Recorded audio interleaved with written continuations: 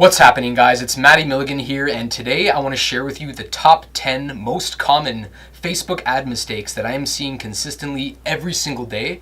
And I want to show you how you can fix these.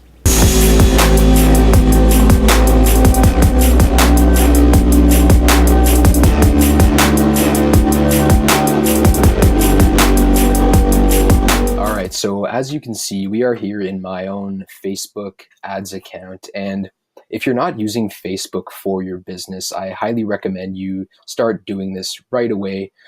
If you're thinking that Facebook ads, it's too late to get into the Facebook ads game, it really isn't, to be honest. Even if you're thinking about it's too late to get into the Google ads business, I mean, it depends on your business, obviously, and what sort of keywords you're targeting, but I would highly recommend you get into Facebook consistently.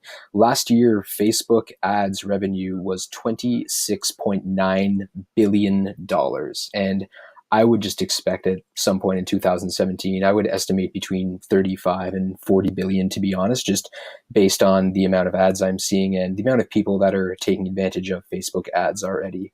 And it's funny because they've only had this since 2010, and it's really blown up the last few years. And it's really important you get in now, because once they start introducing other things like augmented reality and virtual reality for Facebook, then that's just going to be a whole other level. And you'll be glad at this point that you figured out how Ads Manager worked and how to run ads properly. And one of the main reasons that I'm doing this is that I heard a statistic the other day that just shocked me. So I felt that it was my duty to make a quick video and share people, because I heard that 93+% of people that run ads on Facebook, these ads get no results whatsoever. And that was just shocking to me. So I felt it was my obligation to shed some light on Facebook ads, since I have been using it for a couple of years now, and I have had a lot of success with it. And I'm going to be using it with one of my upcoming businesses that I am building right now. So as you can see, we are in my day-to-day hustle ads manager account right now, and we're taking a quick look at my desktop right now. And this is one that I created recently. I haven't really used it, to be honest, yet whatsoever. I'll be running lots of campaigns and ads in the future, but it hasn't been something that I have. So the number one mistake, first of all, that I'm seeing people making is that they're basically just using the guided creation in Ads Manager. So they go into their Ads Manager account, and then from here they just click on this create ad button. What I would really recommend you start doing is taking advantage of the Power Editor. All right, so here we are in my day-to-day hustle Facebook Ads Manager account that I created recently for this new motivational apparel business that I'm building. It's going to be super sick. And I'll just show you really quickly what most people do. They go into their Ads Manager account and they click up here to create their ad. Now, what you really need to do is you need to click up here on Ads Manager and then click on the Power Editor. If you hover over all tools, it'll expand and you'll see more options. But from here, you want to click on the Power Editor, and you want to start creating your ads from inside the Power Editor. It just really gives you a lot more layers of complexity, and it really allows you to create lookalike audiences and use the retargeting features in Facebook a lot better. So from here, you would click on create campaign, and then it would walk you through everything. And one of the main reasons I like it is that you can just name the campaign, ad set, and ad name right away.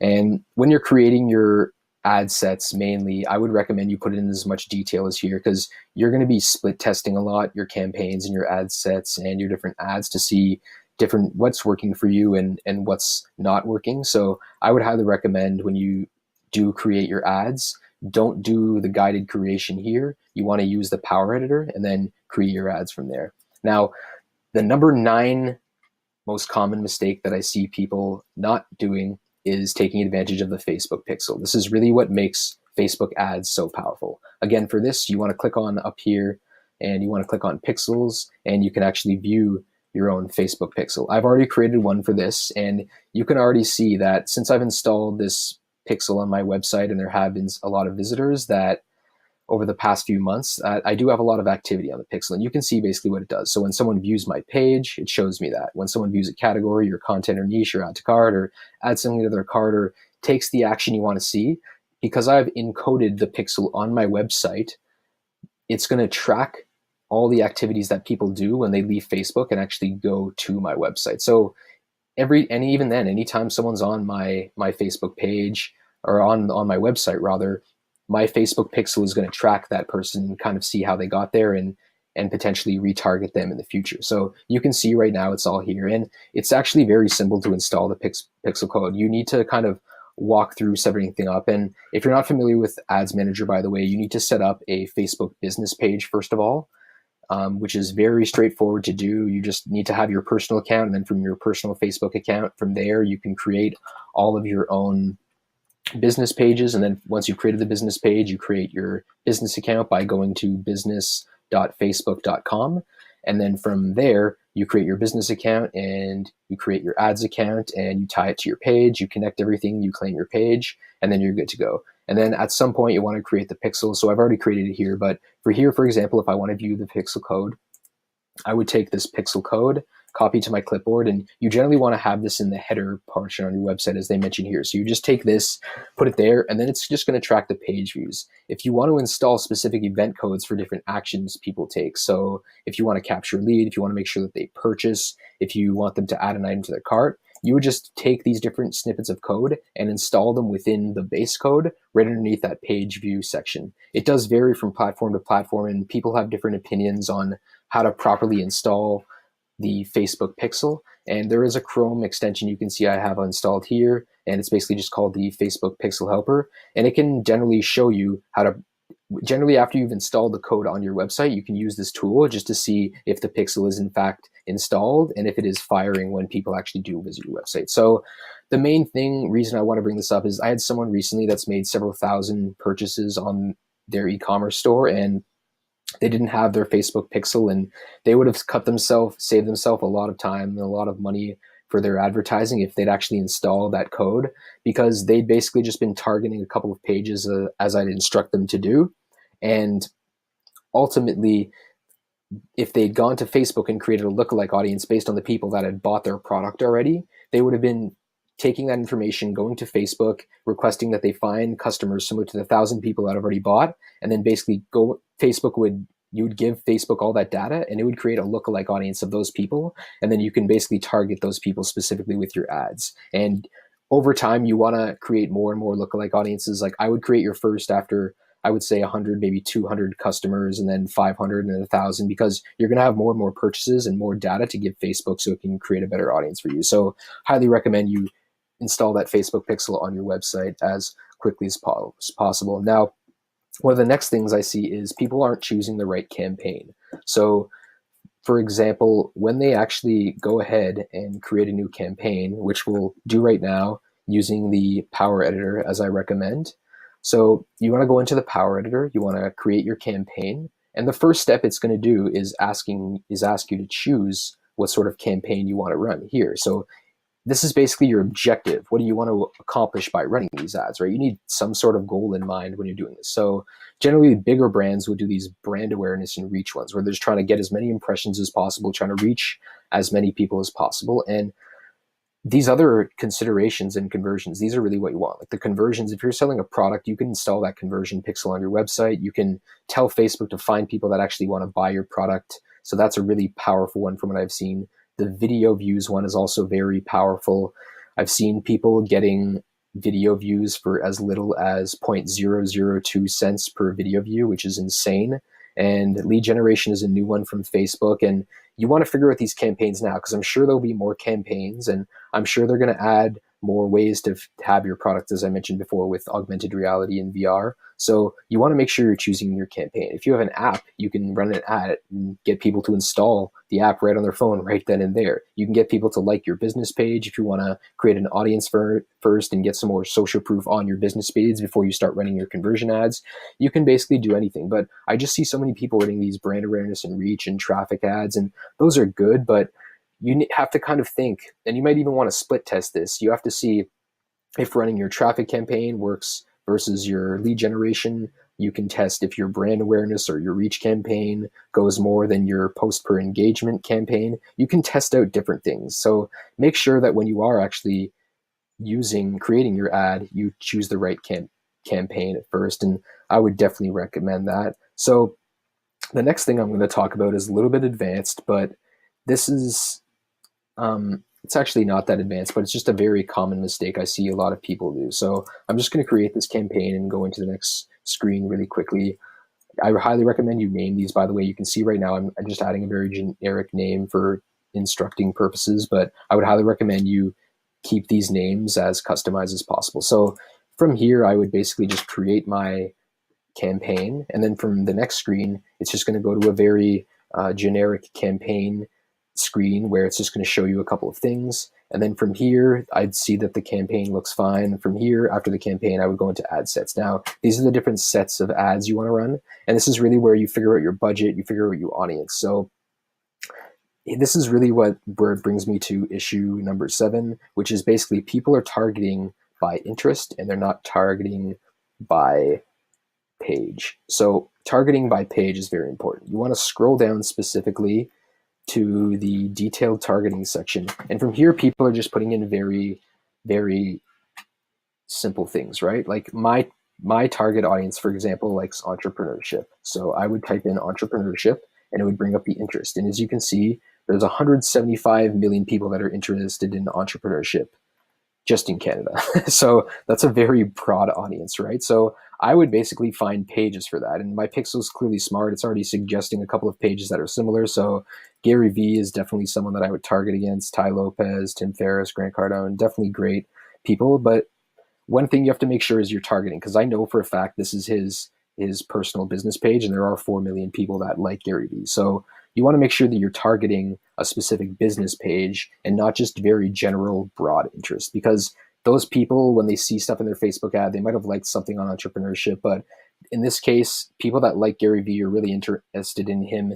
His page as well has a lot of people that are engaged with it on a consistent basis. It's not a dead community like some pages you see, which have millions of viewers or followers, but not the proper amount of people that are actually interacting with the page. Now, when you are trying to find these pages to target, there is a great tool that Facebook provides. It's called Audience Insights tool. And to check it out, you just want to click on up here and then click on Audience Insights. Now, for whatever reason, it's not working on Chrome. So I'm just going to hop over to Safari really quickly, and I'll basically just show you guys how to use Audience Insights. 1 second. And expand it. So this is what Audience Insights looks like. And this is really just a great research tool where you can find out exactly what pages to target. So if I was in the fishing market, for example, I wanted to find what my competitors, I would probably type in Abu Garcia. I know they're a pretty big fishing company in the United States. And if you look at page likes, it's going to show me other pages that are similar to that, right? Abu Garcia, Berkeley Fishing, Ugly Stick, FLW. So it's going to show me other pages that are in the niche or the market that I'm in. And then you can go into your ads manager account. And when you're doing that targeting, you can basically just target it. Now, in some cases, some of the pages you do find in Audience Insights aren't always in your ads manager. So this is one thing that's really frustrated me in the past. There's been a couple of big pages that I found in Audience Insights, and when I go to run my ads, I can't find them to target. So that can be pretty frustrating. So I would recommend you check in both Audience Insights and Ad Manager before you do a lot of other research and try and find that. And it's funny because if you put that as well, like if I put in here, for example, Abu Garcia, you'll see what I mean. Like I can just add that, and then it's most likely just going to, pull up other similar, all those other pages that we were interested in before. So you can see with that. So I highly recommend targeting by pages and targeting by behaviors and job titles and things like that versus just targeting on very broad interest. And this will bring me into my next thing. So this is what I meant to say before, by the way, it was more advanced. This is Facebook retargeting. So when someone visits your website, you can basically tell Facebook to show them an ad after that. Or if they clicked on your ad or they watched your video, you can retarget them and then show them a different ad. You can do that. Now, you need to have the Facebook pixel installed. And this is something that's, a little bit more advanced, but I would highly recommend, figuring out retargeting. So let's say you wanted to sell a product. You could create a massive viral video, for example, create a campaign as video views, and then get as many people to watch that video as possible.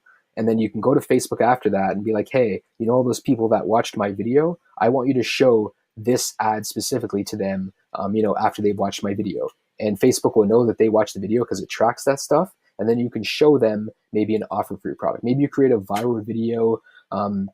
I know these like finger spinners are super popular right now. Like maybe you could create an awesome viral video for a finger spinner. Maybe you have a very unique fidget spinner. And then after that, you can show them the actual product page or an ad for the product itself after they've watched the video, because that way they've warmed up a bit to you, your product, and your brand.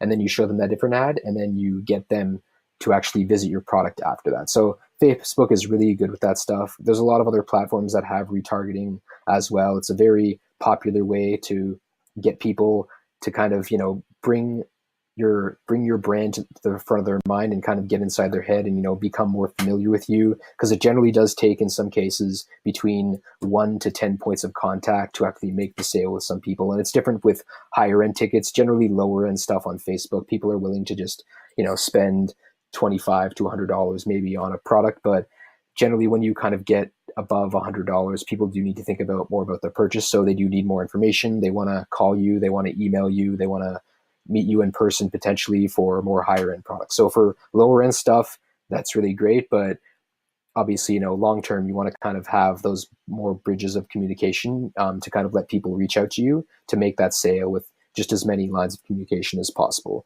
So another issue that I'm also seeing very commonly, which is issue number 5, is that people just use these automatic placements here when you really need to be clicking on edit placements here and then split testing between Facebook mobile versus Facebook desktop versus Instagram. And I generally just remove the audience insights when I'm targeting inside of Facebook Ads Manager. So right column is really good for retargeting, by the way.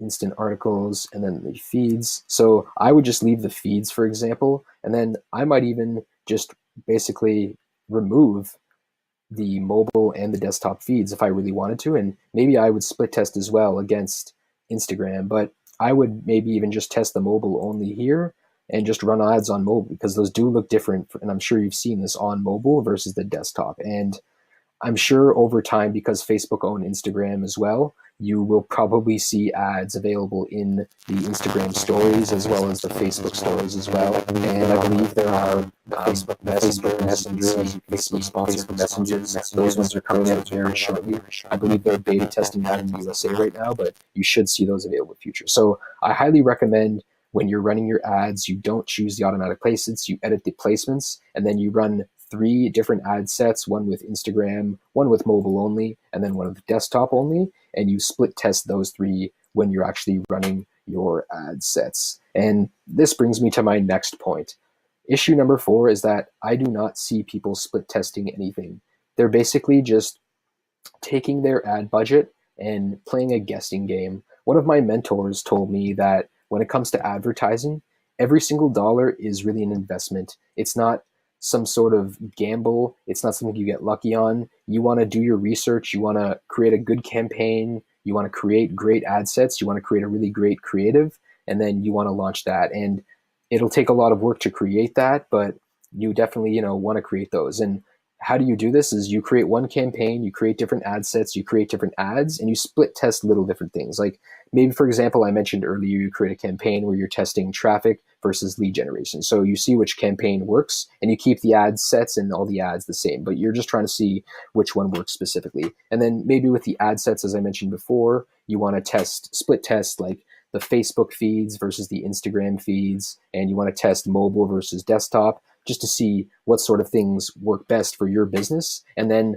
once you find a winner, because you can monitor this all in Facebook, once you find which one's working the best, you keep that one, and then you discard of the ones that aren't working for you. And in some cases, it might take you even a few different ad sets to kind of get a winner, but you can ultimately just optimize your ads. Like when you get a winning ad, you can look at the people, you can look at their age, you can look at different aspects of the people that are already buying, and then you can recreate your ad with just maybe the age groups and maybe just to women only and the different statistics that you found for that, the people that are actually buying, then you can create your ads based on that stuff. And you don't want to be split testing 1,000 things at once. Like you generally want to be A/B testing one thing at a time. So one thing I tested, for example, on a website was that I wanted to test what color call to action button worked best on my landing page. So I tested green versus red, and red ultimately won. And then what I did is I tested orange versus red, and ultimately orange won out. And it's funny because I see a lot of other very popular e-commerce sites out there using orange call to action buttons right now. So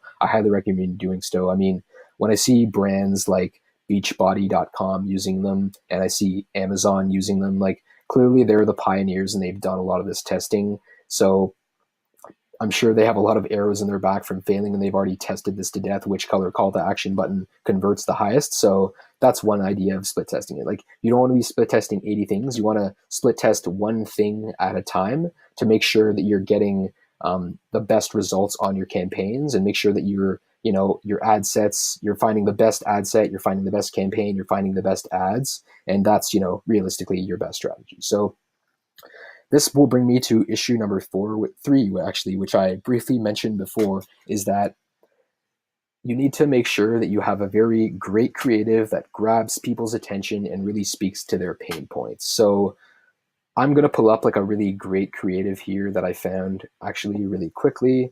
So we will downsize this and I will bring up the creative. So I actually found this very easily. So it's from Slack. As you can see, this is a very appealing offer. Like, it grabs your attention right away. There's a smiling, attractive woman riding on a pink unicorn with a rainbow and all sorts of bright stars. She's having a great time. And then they basically just have this blue background, which is a similar color to Facebook. So it definitely interrupts your pattern. And I might not be a fan necessarily of the copy, but I'm sure this ad converted very well for Slack. And as you can see, it really conveys a cool message. Meetings are very painful for most people in business, and they can take up a lot of time. So using Slack, and I use this for work, and I found that you can just, live chat with people. You can create rooms right within Slack on the go very easily. Their API plugs in. There's so many different apps that plug into Slack. It's a really good tool. I highly recommend, if you're on some sort of a team, you definitely check out Slack, because it generally does bring all your communication in one place. It reduces meetings, reduces emails, but this is a very, very great creative here, right? I'm sure this converted very well for them.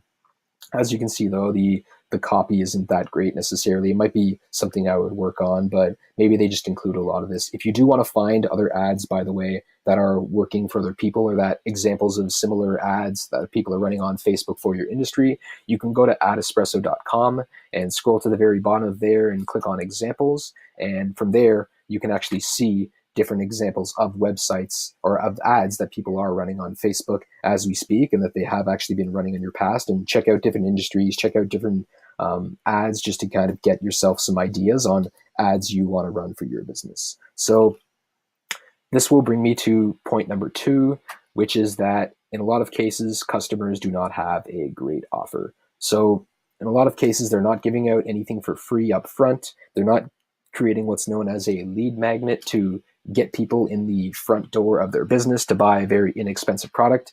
They're selling something very expensive up front, and they're trying to make their money on the front end of the funnel. And you should really be focusing on making money of your back end of your funnel and making sure that you're maximizing the lifetime value of this specific customer once they're inside your funnel. And I don't want to go into sales funnels at all right now. I just want to briefly touch upon the fact that you need to create some sort of a freebie or a lead for your business. I'm sure you've seen all these free plus shipping ads recently on Facebook. They're very common, and it generally works for lower end items that will cost you and your business maybe less than $10.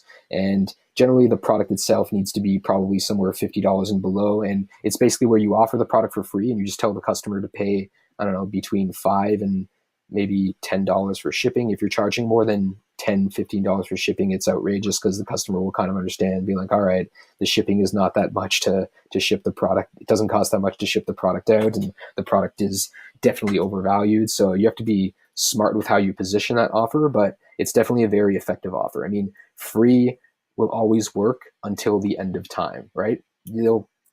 Free things will always work. It's part of the law of reciprocity, right? Where if you give someone something for free, they're going to feel indebted to you, and they're going to want to return that favor to you back at some point, especially if you brought them some sort of value. Like maybe you sell some sort of an information-based business, and you want to find out what the person's biggest pain point is. And then once you figured out what their biggest pain point is, from there, it's really just a matter of creating like a free offer to send to that customer Maybe you create like an ebook, for example, of I don't know, the 10 most common problems that they might come across in what sort of information product you're selling. So I don't know, maybe you're like me, you want to kind of start like a website or something. Maybe you're into marketing. You might want to, find out what the 10 most common problems people are having with starting a business. And then you create, an ebook where you break down each of them. And then from there, you give that away for free. You make sure that the product is awesome. And, you kind of position it like the product is worth a lot more, but, you went crazy and decided to give it to them for free. And once people look at your product, they're going to kind of see that you provide a lot of value for them, and they're going to check you out in the future. And then, long term, you build a relationship with that customer properly via email and, I don't know, phone calls and other social media posts and other points of communication with them. And then from there, you can sell your higher end tickets. So you might want to give something away for free. Then you try and sell them something for, I don't know, $47. And then you sell something to them at a slightly higher thing on the value ladder for $197. And then you have your high ticket item, which would be, I don't know, we'll say $9.97, because that's a pretty common high ticket product for information products. So you want to kind of bring them up that value ladder, right? But it all really starts with that free offer. So you have to make sure that your offer is really compelling. If you want to figure out how to create great offers, I always recommend going to GaryHalbert.com. From here, he has a lot of great articles.